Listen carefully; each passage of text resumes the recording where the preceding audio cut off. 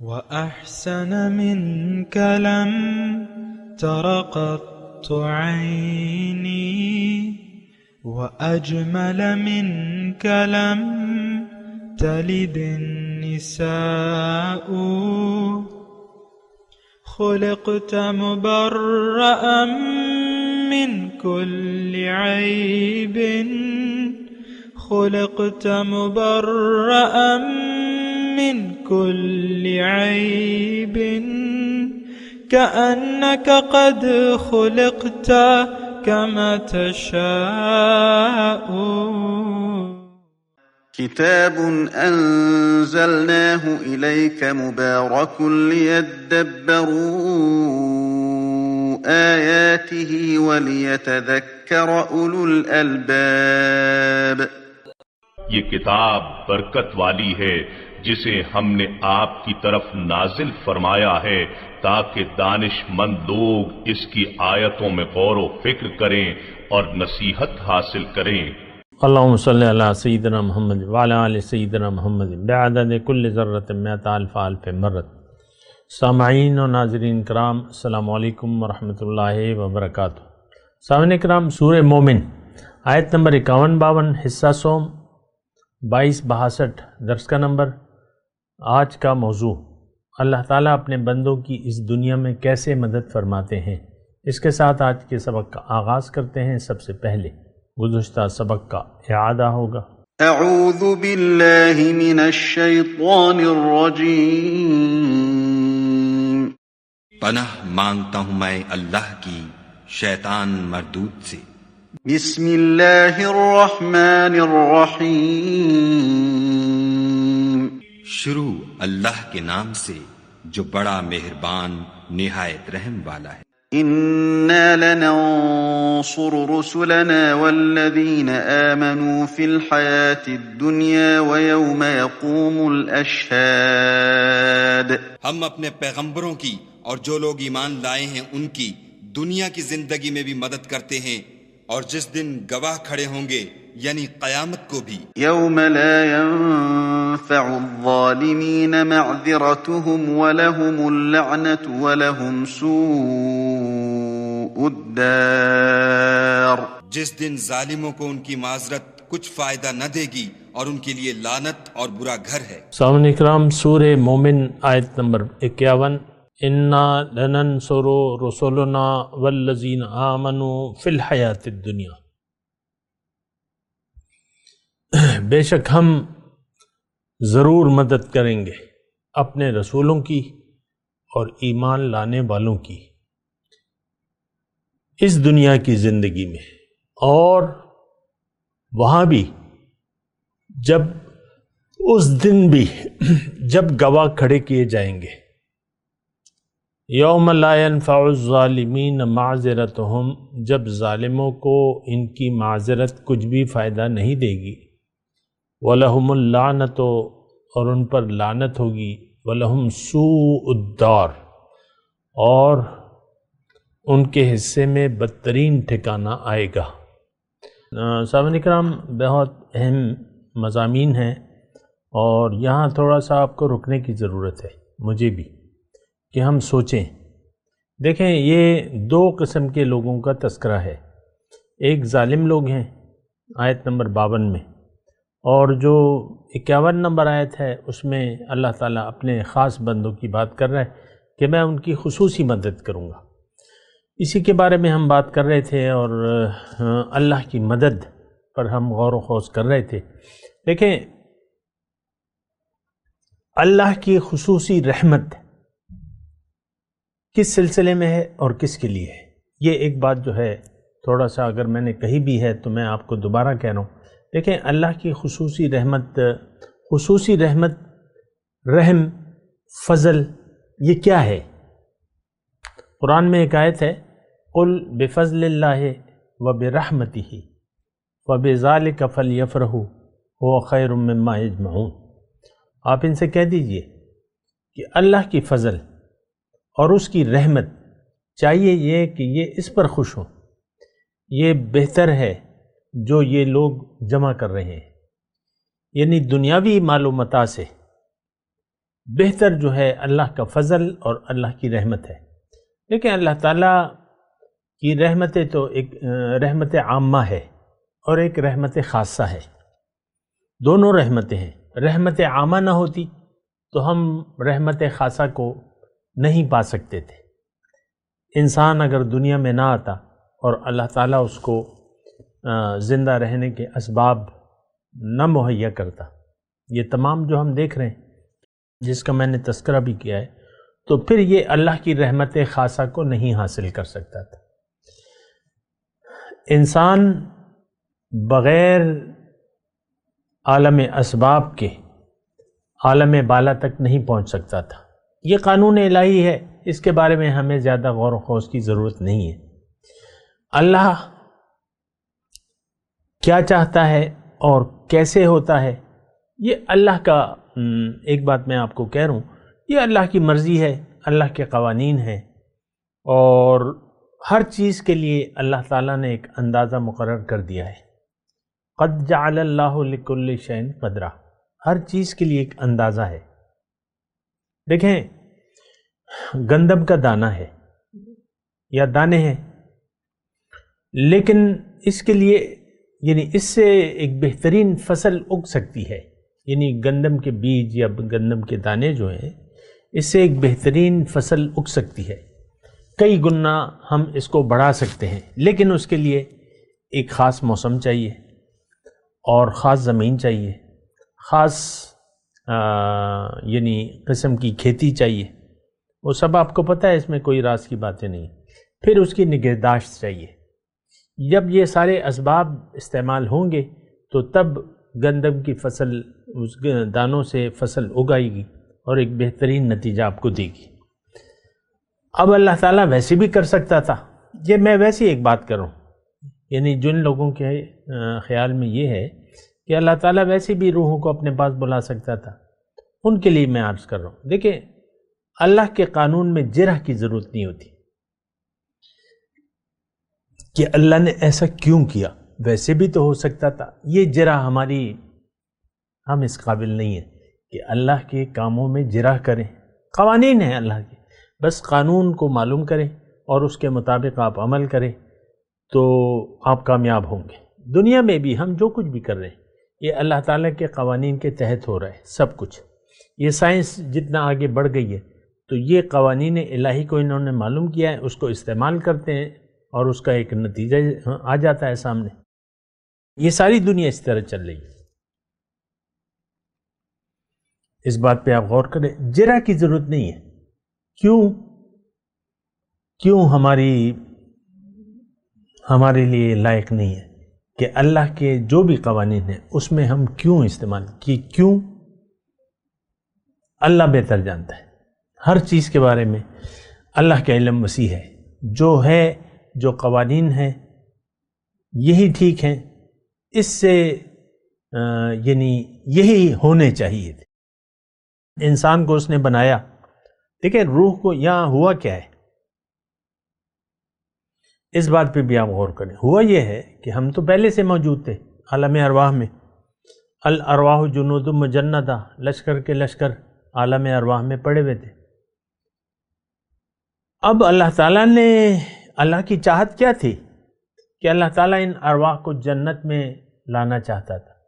جنت میں ہماری منزل ہے، جنت میں ہمارا مقصود ہے۔ تو پھر کیا ہوا کہ اللہ تعالیٰ نے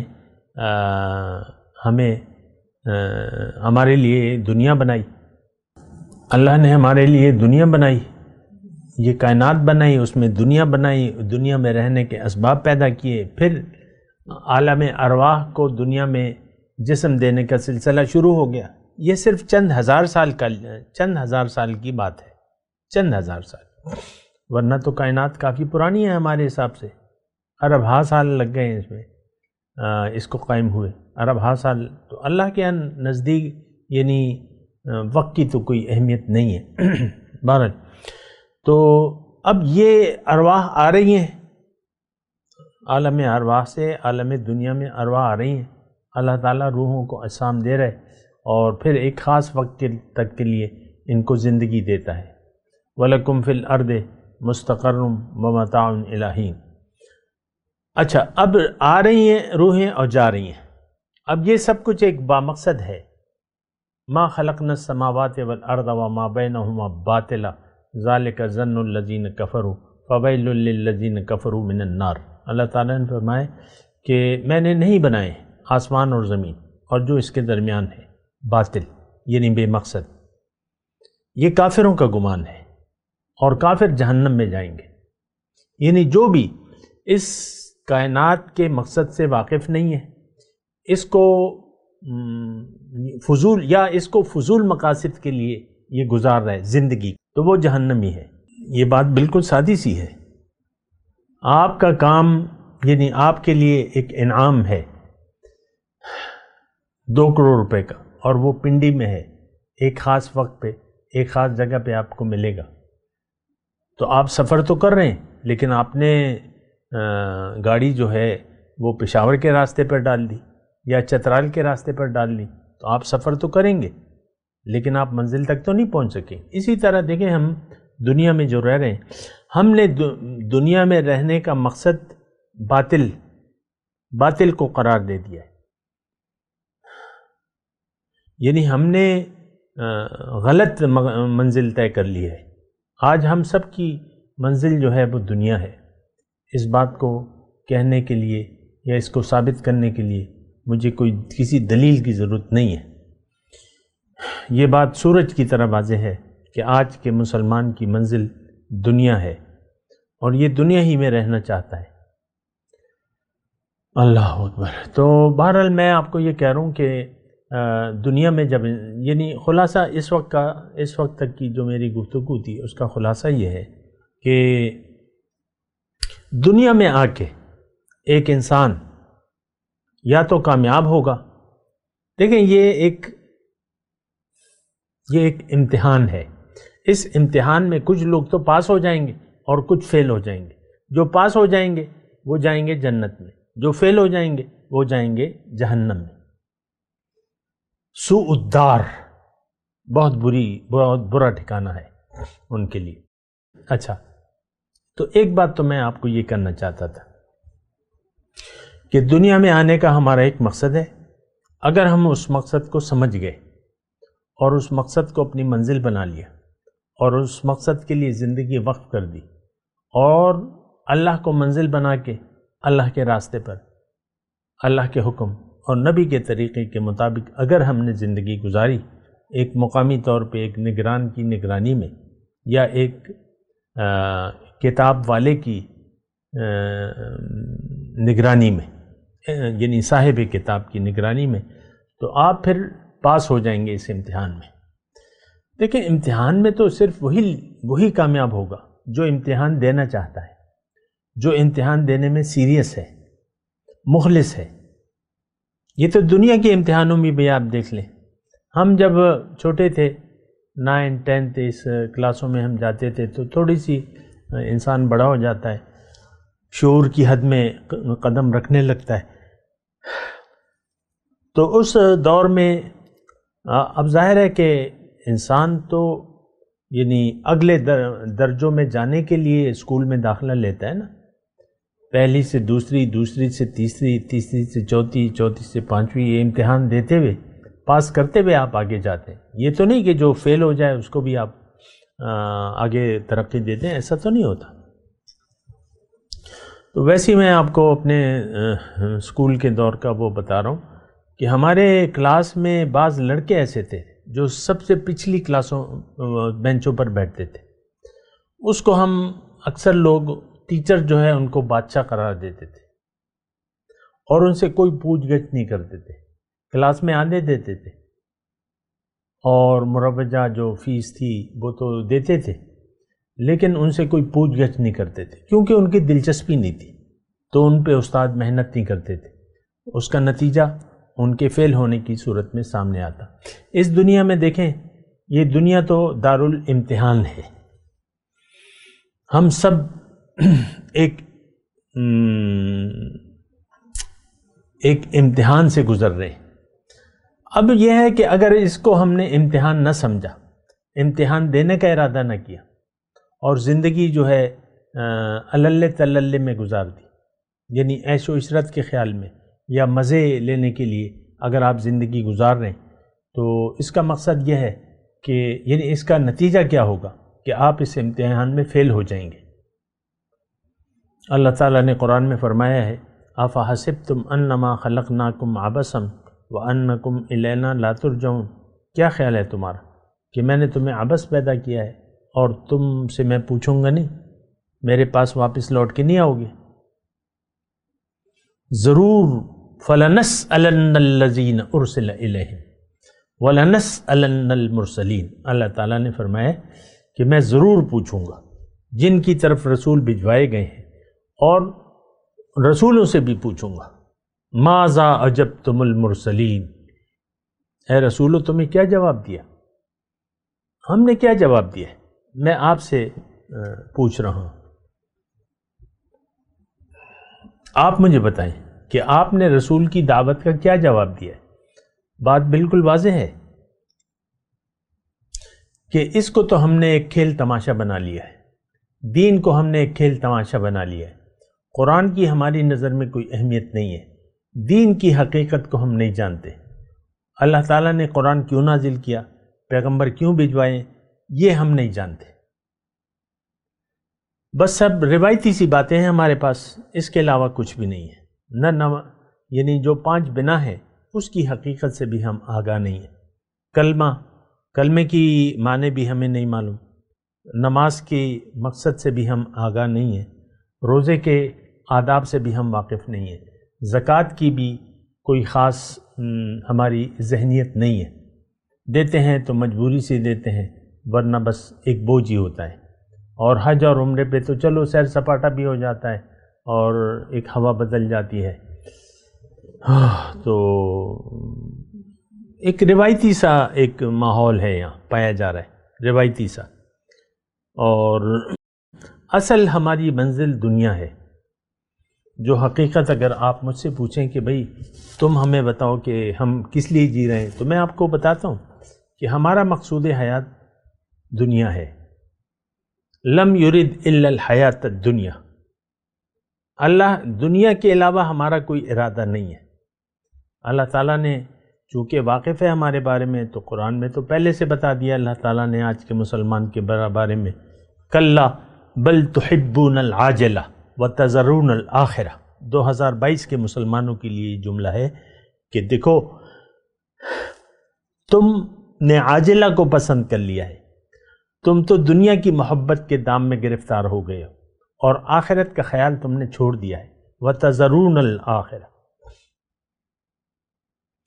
تو ایک بہت ہی دیکھیں ایک خراب صورتحال ہے اور ایک خطرناک، ہم نے یعنی ایک بہت خطرناک جگہ کھڑے ہوئے ہیں، اور میں آج کے مضمون کی طرف آپ کی توجہ دلا رہا ہوں۔ جو میں کہنا چاہ رہا ہوں وہ یہ ہے کہ یہ 2 آیات جو ہیں، ایک میں تو مومنوں کا تذکرہ ہے کہ ان پہ میں ان کی میں خصوصی مدد کروں گا، اور جو ظالم ہیں ان کا حال برا ہوگا، ان کے لیے بہت برا ٹھکانہ ہے، تو اسی کی ہم وضاحت کر رہے ہیں۔ دیکھیں دنیا کے امتحان سے جو گفتگو کا خلاصہ کلام ہے وہ یہی ہے کہ اگر دنیا کو آپ نے امتحان نہ سمجھا تو پھر آپ دیں گے بھی نہیں امتحان، اور آپ دیکھ لیں ہماری عام دعائیں، یا اللہ ہر مصیبت سے بچا، ہر آزمائش سے بچا، تکلیفوں سے بچا، اس سے بچا، مال زیادہ دے، اولاد زیادہ دے،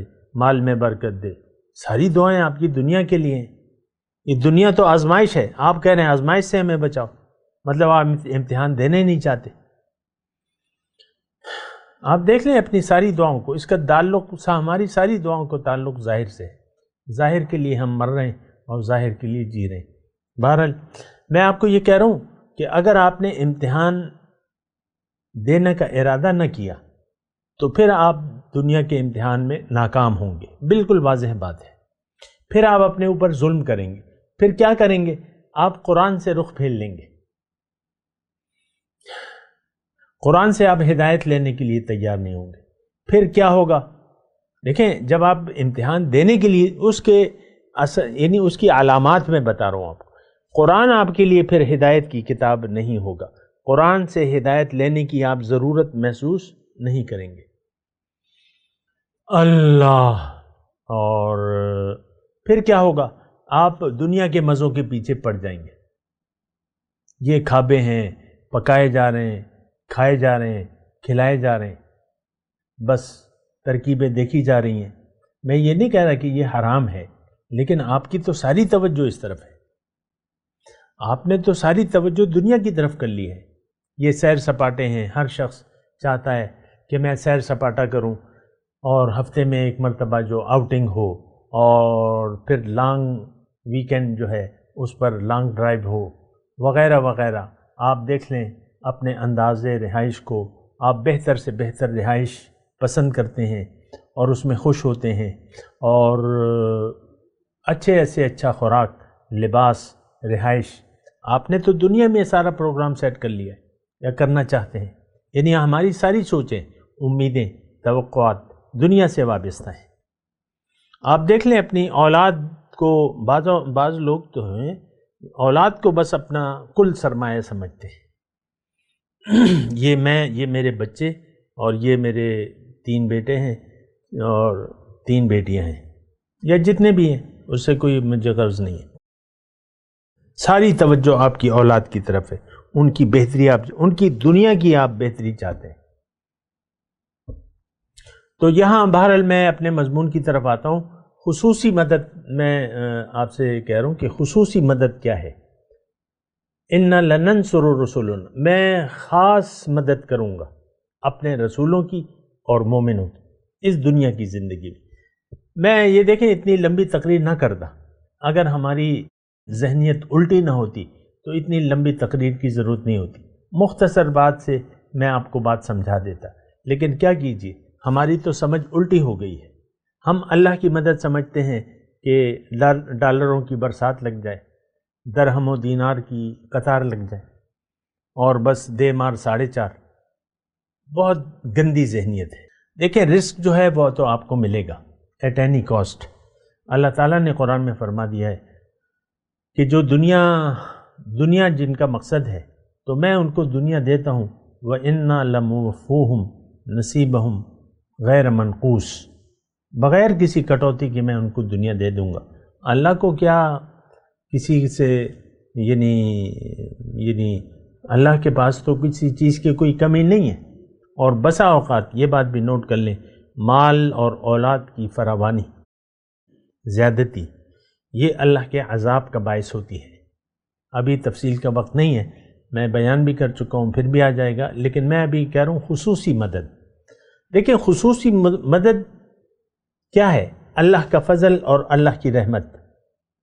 قل بفضل اللہ وبرحمتہ فبذلک فلیفرحوا هو خیر مما یجمعون، اس میں بالکل وضاحت ہے کہ تم لوگ تو وفریحوا بالحیات الدنیا، تم لوگ تو دنیا کی زندگی پر خوش ہو رہے ہو، اور دنیا کی زندگی آخرت کے مقابلے میں تو بس ایک عارضی فائدہ ہے۔ وَمَا الْحَيَاةُ الدُّنْيَا فِي الْآخِرَةِ إِلَّا مَتَاع، تھوڑا سا فائدہ ہے، پھر تو بات ختم ہو جاتی ہے۔ دیکھیں جب آپ کے سانس کی ڈور جب کٹ جاتی ہے اور آپ کی روح بدن سے نکل جاتی ہے، تو دنیا سے تو آپ کا کوئی واسطہ نہیں رہتا۔ میں آپ کی توجہ دلا رہا ہوں کہ مدد، خصوصی مدد، یہ اللہ تعالیٰ کا فضل اور اللہ کی رحمت ہے۔ مدد اللہ خصوصی فضل فرماتے ہیں، خصوصی رحمت۔ اس کا میں نے آپ کو گزشتہ جو 2 درس گزر گئے ہیں اس میں بھی میں نے آپ کو اشارہ کیا ہے، لیکن چونکہ یہ مضمون اہم ہے تو میں آپ کو تھوڑا سا اس کی ریوائز کر رہا ہوں، دوبارہ بتا رہا ہوں، ایک طریقے سے ایک مختلف انداز سے میں آپ کو دوبارہ بتا رہا ہوں اور خود بھی سمجھنے کی کوشش کر رہا ہوں اللہ کی عطا سے۔ دیکھیں اللہ کی فضل اور اس کی رحمت، اس آیت میں پوری اگر آپ آیت پڑھیں تو اس میں پھر بعد میں دنیا کا ذکر ہے، وہ خیر مما یجمعون، یہ بہتر ہے جو یہ جمع کر رہے ہیں۔ تو اللہ کا فضل کیا ہے اور اللہ کی رحمت کیا ہے؟ قرآن اور صاحب قرآن اور اسباب ہدایت۔ اب اسباب ہدایت میں تو آپ کی قرآن آ گیا، صاحب قرآن آ گیا، اور ایک جماعت اگر وجود میں ہو، اگر جماعت ہو جماعت المسلمین، جماعت المومنین، اس کے ساتھ اگر آپ جڑ جائیں تو یہ اللہ کا خاص فضل ہے۔ اگر نہ بھی ہو، آج کل کے وقت میں تو کیونکہ مومن نہیں ہے لہٰذا ان کی جماعت بھی نہیں ہے، نہ ان کا کوئی امیر ہے۔ ہر شخص نے، ہر گروہ نے اپنی اپنی 1.5 انچ کی مسجد بنا لی ہے، اور بس ہر ایک کا اپنا خیال ہے، اپنا خیال۔ آج کل ایک نئی وہ شروع ہو گئی ہے جو میں دیکھ رہا ہوں اور سن رہا ہوں۔ ایک شخص نے، پاکستان میں ایک شخص نے اپنے آپ کو امیر امت مسلمہ قرار دے دیا ہے، اور وہ پھر اپنے کوشش کر رہا ہے کہ سب لوگ جو ہیں میرے جماعت کے جھنڈے تلے جمع ہو جائیں، پھر قوالیت ختم کر دیں، میں امیر بن جاؤں وغیرہ وغیرہ۔ میں اس کی تفصیل میں نہیں جاتا،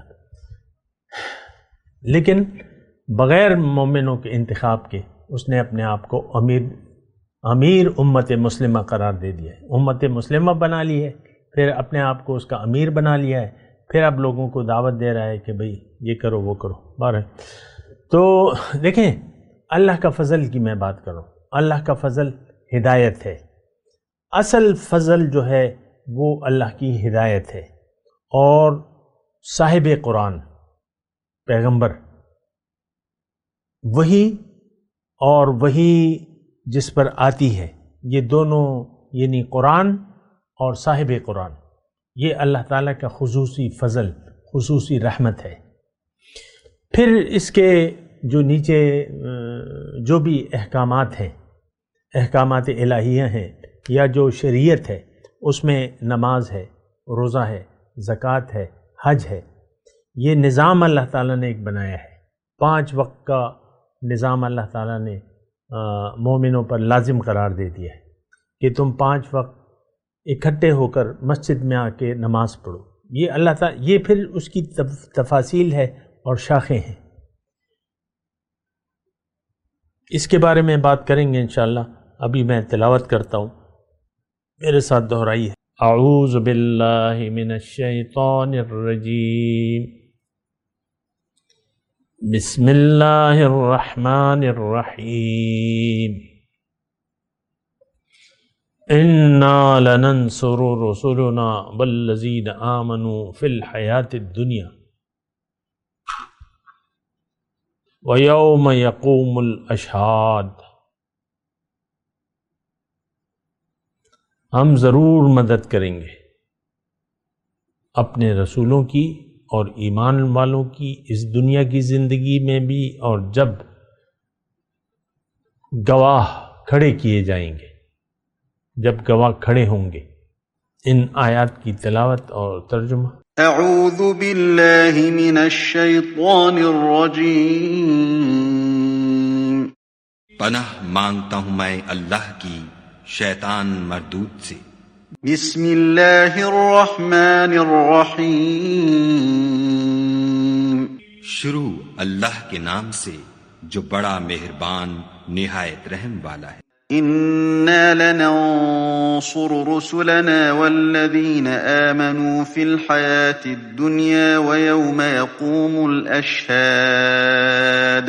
ہم اپنے پیغمبروں کی اور جو لوگ ایمان لائے ہیں ان کی دنیا کی زندگی میں بھی مدد کرتے ہیں، اور جس دن گواہ کھڑے ہوں گے یعنی قیامت کو بھی۔ يَوْمَ لَا يَنفَعُ الظَّالِمِينَ مَعْذِرَتُهُمْ وَلَهُمُ اللَّعْنَةُ وَلَهُمْ سُوءُ الدَّارِ۔ جس دن ظالموں کو ان کی معذرت کچھ فائدہ نہ دے گی اور ان کے لیے لعنت اور برا گھر ہے۔ اس کے ساتھ ہی آج کے درس کا وقت اختتام کو پہنچا۔ اگلے درس میں انشاءاللہ ملاقات ہوگی۔ وآخر دعوانا ان الحمد للہ رب العالمین۔ مولاي صل وسلم دائما ابدا على حبيبك خير الخلق كلهم۔